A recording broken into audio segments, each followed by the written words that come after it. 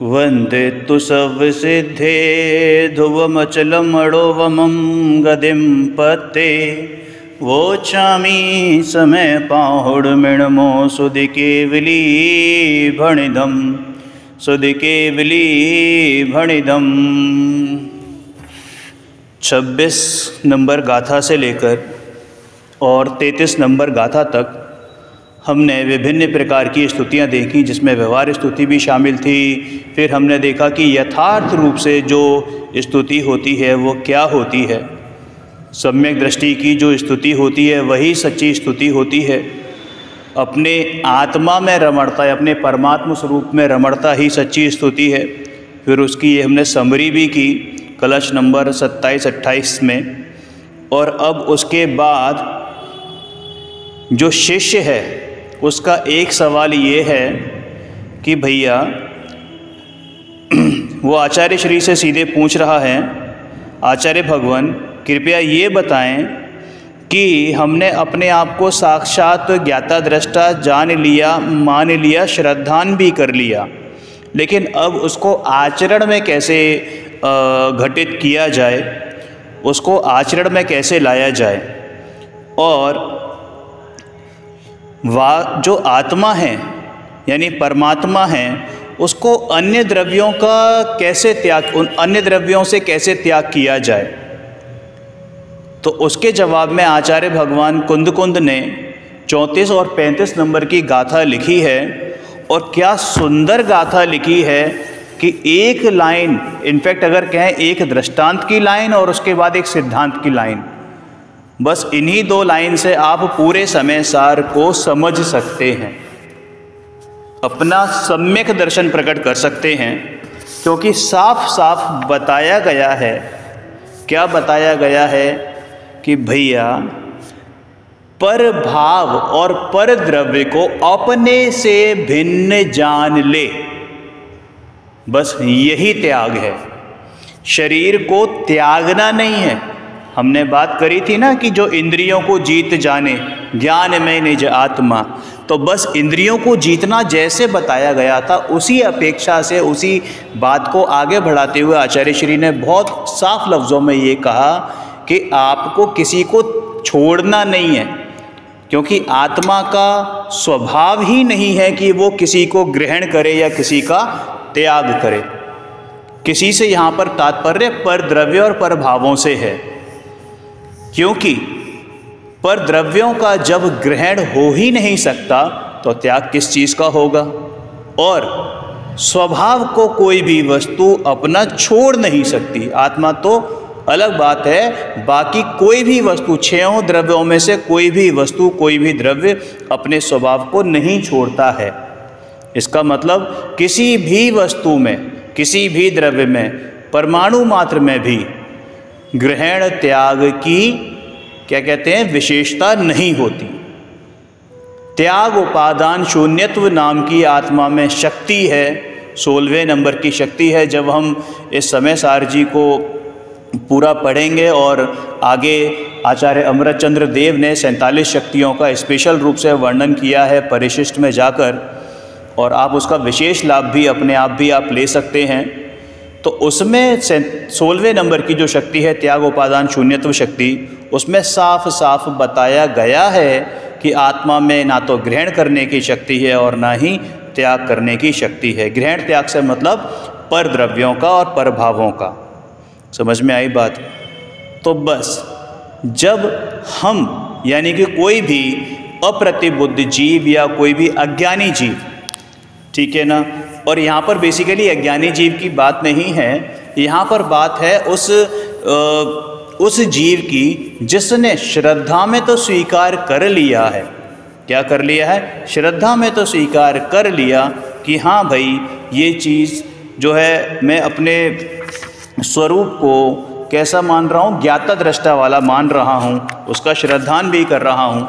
मतलब स्वीकार से मतलब निर्णय है, लेकिन उसको आचरण में कैसे घटित करें, तो उसको यहाँ पर इन 2 गाथाओं के माध्यम से, 34 और 35 नंबर गाथाओं के माध्यम से यहाँ बताने का प्रयास किया गया है। तो एक बार हम देखते हैं इसकी विधि, त्याग की विधि बेसिकली यहाँ बताई गई है। क्योंकि बाहर है ना त्याग का काफ़ी, बाहर से मतलब अगर हम लोक में बात करें तो त्याग का बड़ा महत्व माना जाता है। किसी ने रात्रि भोजन त्याग नहीं किया तो वो अजैन, किसी ने अनछने पानी का त्याग नहीं किया तो वो अजैन, किसी ने मतलब बिजनेस का त्याग नहीं किया, किसी ने घर का त्याग नहीं किया तो वो श्रावक नहीं माना जाएगा, किसी ने कोई और चीज़ का त्याग नहीं किया। अरे आप जो है बाज़ार का खाते हो, आप जो है वहाँ का छोड़ा नहीं, आपने अष्टमी चौदस का नहीं छोड़ा, आपने बलाना नहीं छोड़ा, आपने ढिमाका नहीं छोड़ा। अरे भाई पहले तूने पकड़ा कब था जो छोड़ने की बात करता है।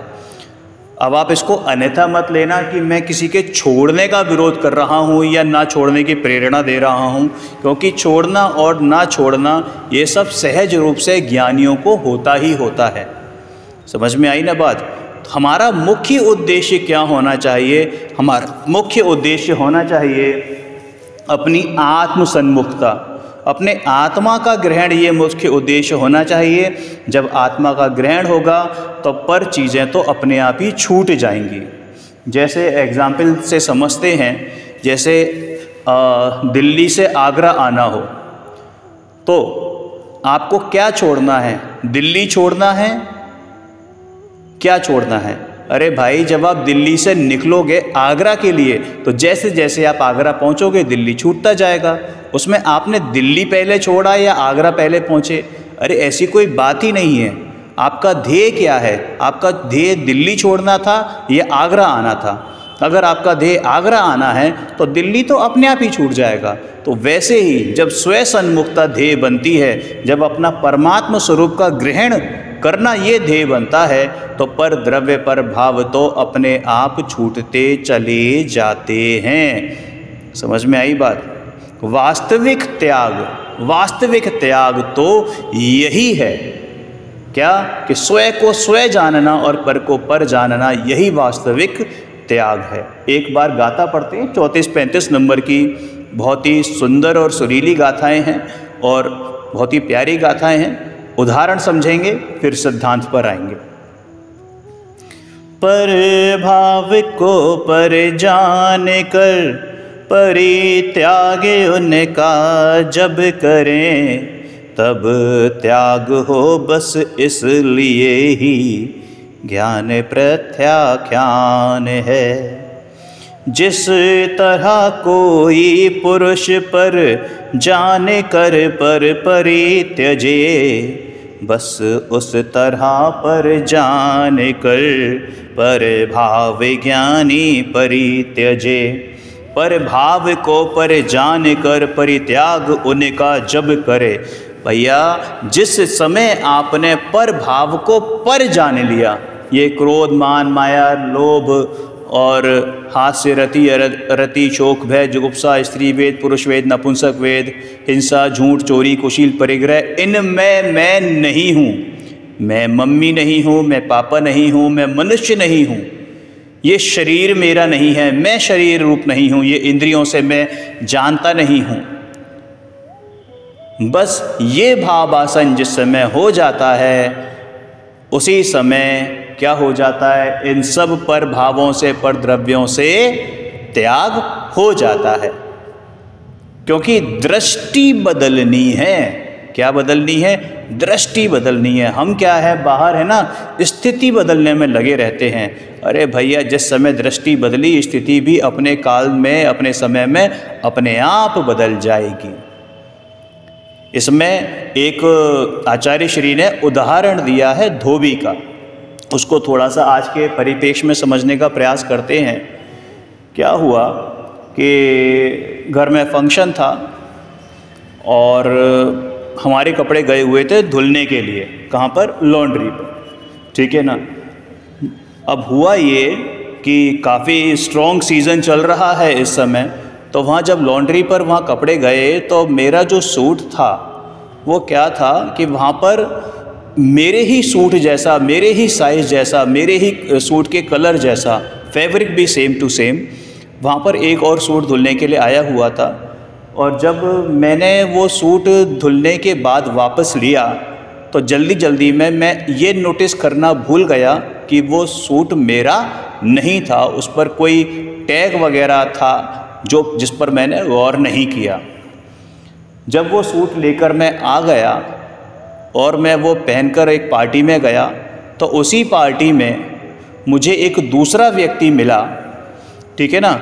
उसने मुझे याद दिलाया कि भाई साहब, आप जो सूट कल ले गए थे वो एक्चुअल में मेरा था, लेकिन चूँकि और जो इस समय आप पहने हो इनफैक्ट वही सूट मेरा है।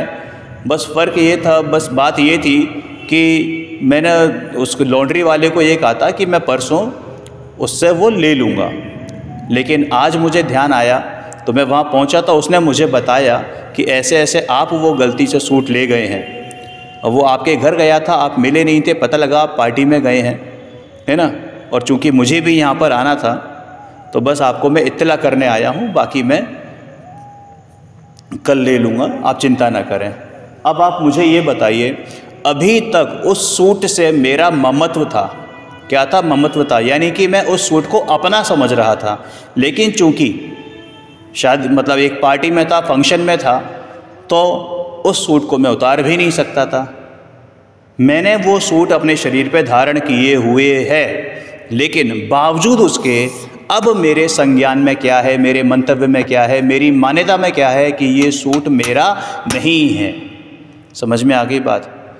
तो वो उतरेगा तो जब उतरेगा उसकी योग्यता होगी, लेकिन अभी मेरे दिमाग से, मेरे हृदय से, मेरी मान्यता से वो सूट उतर चुका है। समझ में आई बात? तो जैसे ही हमें, उसी प्रकार जैसे हमें परद्रव्य परिभाषित होने लगते हैं, हमें क्या लगता है कि भैया ये परद्रव्य मेरे नहीं हैं, उसी समय छूट जाते हैं। और उसको आचार्य श्री ने एक शब्द दिया है, गाथाओं में भी ये शब्द है, उसका नाम है प्रत्याख्यान, यानी कि त्याग। प्रत्याख्यान का मतलब होता है त्याग। तो बस दिमाग से त्याग हो गया, आपकी मान्यता से त्याग हो गया, आपकी दृष्टि से त्याग हो गया, आपकी श्रद्धा से त्याग हो गया, तो समझो आचरण से भी त्याग हो ही जाएगा। इनफैक्ट आधा काम, आधे से ज़्यादा काम तो आपका हो गया। वो हिंदी में कहावत है ना कि हाथी निकल गया पूंछ रह गई, बस उतना काम हो गया है आपका, केवल पूंछ रह गई है। समझ में आई बात? क्योंकि एक द्रव्य दूसरे द्रव्य का कर्ता नहीं है, भोक्ता नहीं है। वही चार बुद्धियाँ आपको ध्यान होगा बताई थी, है ना। कौन सी बुद्धि? एकत्व बुद्धि, ममत्व बुद्धि, कर्तृत्व बुद्धि और भोक्तृत्व बुद्धि। जब इन चार बुद्धियों का क्या हो जाता है, सफाया हो जाता है पर द्रव्यों और पर भावों से, तो समझ लिया जाता है और मान लिया जाता है कि त्याग हो गया। समझ में आई बात? क्योंकि त्याग करने के लिए हमें कुछ करना नहीं है, क्योंकि किसी चीज़ ने हमारे अंदर प्रवेश किया ही नहीं है। पर को अपना जानना और मानना, ये त्यागना ही सच्चा त्याग है। इसी को प्रत्याख्यान कहते हैं। अर्थात एक लाइन में कहें तो ज्ञान ही प्रत्याख्यान है। क्या है? ज्ञान ही प्रत्याख्यान है। अब यहाँ पर एक धोबी का उदाहरण आया है, उसको मैं एक बार एज इट इज़ पढ़ देता हूँ तो आपको और चीज़ क्लियर होगी। जिस प्रकार कोई पुरुष धोबी के घर से भ्रमवश यानी गलती से दूसरे का कोई कपड़ा ले आता है और उसे अपना समझकर ओढ़ कर सो रहा है, और वो ऐसे सो रहा है निर्वस्त्र होकर, मतलब अंदर से बिल्कुल नेकेड है, लेकिन ऊपर से वो कपड़ा ढका हुआ है, तो वो सो रहा है, अपने आराम से चैन की नींद सो रहा है, ठीक है ना। और उसे तो ये लगता है कि अरे ये वस्त्र तो मेरा ही है। लेकिन जब दूसरा व्यक्ति उस कपड़े का छोर पकड़कर खींचता है और उसे नंगा कर कहता है, अरे तू जाग जा, सावधान हो जा, ये तो मेरा कपड़ा है और मेरे कपड़े के बदले में तू ये वाला कपड़ा ले आया है, इसलिए मुझे दे दे। तब बार बार कहे गए इस वाक्य को सुनता हुआ वह उस कपड़े के जो सिंबल्स होते हैं, चिन्ह, उनको देखता है और उनकी परीक्षा करता है ओहो, ये कपड़ा तो वास्तव में दूसरे का है, मेरा नहीं है। और ऐसा जानकर ज्ञानी होता हुआ उस वस्त्र को शीघ्र ही त्याग देता है। आई बात समझ में? ठीक है ना। अब लिखा हुआ शीघ्र ही त्याग देता है का मतलब क्या कि अभी तो वो पहने हुआ है, क्योंकि भैया उसके ऊपर कपड़े नहीं हैं, तो वो क्या करेगा कि अपने कपड़ों की व्यवस्था करेगा और जैसे ही वो कपड़े उसके पास आएंगे वो उसको दे देगा। लेकिन उसके दिमाग से, उसके माइंड से वो चीज़ निकल गई कि ये कपड़ा मेरा है। हम मंदिर जाते हैं, कई बार क्या होता है कि चप्पलें मिक्स हो जाती हैं, है ना। तो काफ़ी देर क्या होता है कि कई लोगों को, है ना, नंगे पैर चलने की बिल्कुल आदत नहीं होती है, ख़ासतौर से सड़क पर। तो वो किसी की दूसरे की चप्पल पहनकर ढूंढते हैं अपनी चप्पल। तो क्या उनके दिमाग में, किसी ने अगर दूसरे की चप्पल पहनी है तो क्या उसके दिमाग में ये होता है कि ये मेरी चप्पल है? अरे वो जानता भी है और मानता भी है कि ये मेरी चप्पल नहीं है, और वो फ़िलहाल के लिए, फॉर द टाइम बिंग, वो दूसरे की चप्पल पहना हुआ है ताकि अपनी चप्पल मिले तो वो उस चप्पल का त्याग कर दे। तो वो त्याग कर दे कि अरे वो त्यागी ही हुई है, वो चप्पल तो त्यागी ही है, उसका त्याग करना नहीं है। केवल जब अपनी चप्पल मिल जाती है तो वो उसका आचरण से भी त्याग कर देता है, अपने शरीर से भी त्याग कर देता है ना। तो बस ऐसे ही हमने जाना, जिस समय जान लिया कि ये पर द्रव्य पर भाव मेरे नहीं हैं, तो बस त्याग उसी समय हो गया। अब देखिए यहाँ पर क्या कह रहे हैं आचार्य श्री कि इसी प्रकार आत्मा भी भ्रमवश पर द्रव्य के भावों को ग्रहण करके उन्हें अपना जानकर, अपना मानकर, अपने में एक रूप करके सो रहा है और अपने आप ही अज्ञानी हो रहा है। लेकिन जब श्री गुरु आचार्य श्री पर भाव का विवेक करके, भेद ज्ञान करके उसे एक आत्म भाव रूप करते हैं, उसे बताते हैं कि भैया तेरा ही ये परमात्मा स्वरूप है और जितने भी परद्रव्य तेरे संयोग में हैं, जितने भी पर भाव तेरे अंदर प्रकट हो रहे हैं, वो भी तेरे नहीं हैं। जाग जा, सावधान हो जा, यह तेरा आत्मा एक ज्ञान मात्र ही है, बाकी सब अन्य पर द्रव्य के भाव हैं। तब बार बार कहे इस आगम वाक्य को सुनता हुआ वह समस्त स्वयं पर के चिन्हों से भली भांति परीक्षा करके, हाँ ये अवश्य ही पर भाव, ये अवश्य ही भाव, सारे के सारे भाव मेरे नहीं हैं, ये सब पर भाव हैं, मैं तो एक ज्ञान मात्र वस्तु हूँ। और यह जानकर ज्ञानी होता हुआ सर्व पर भावों को तत्काल ही छोड़ देता है। आया समझ में? कितनी सुंदर गाथा थी, इतनी सुंदर गाथा है ना। तो क्या बताते हैं कि किसका क्रक्स सिर्फ इतना है कि भैया जो स्थिर हुआ ज्ञान है, यानी अपने में गया हुआ ज्ञान है, वही प्रत्याख्यान है। ज्ञान के सिवाय दूसरा कोई भाव प्रत्याख्यान नहीं है। अपने अंदर में दृष्टि हुई और दृष्टि बदली, बस यही है, यही है, यही है। समझ में आई बात? देखिए इसके बाद गाथाएं आएंगी 36, 37, 38। बेहद ही इम्पोर्टेंट और ख़ूबसूरत गाथाएं हैं, हमारे लिए आंखें खोल देने वाली गाथाएं हैं, मोह आदि से दूर करने वाली गाथाएं हैं, सम्यक दर्शन की गाथाएं हैं। अवश्य अवश्य अवश्य इनका लाभ लीजिएगा। बाकी अगर अभी तक के प्रसंगों में कोई ऐसा टॉपिक हो जो अनसुलझा रहा हो या समझ में नहीं आया हो या कुछ कॉम्प्लिकेशंस हों, तो अवश्य ही कमेंट बॉक्स आपके लिए खुला हुआ है, आप उस पर भेज सकते हैं। ओम नमः सिद्धेभ्यो।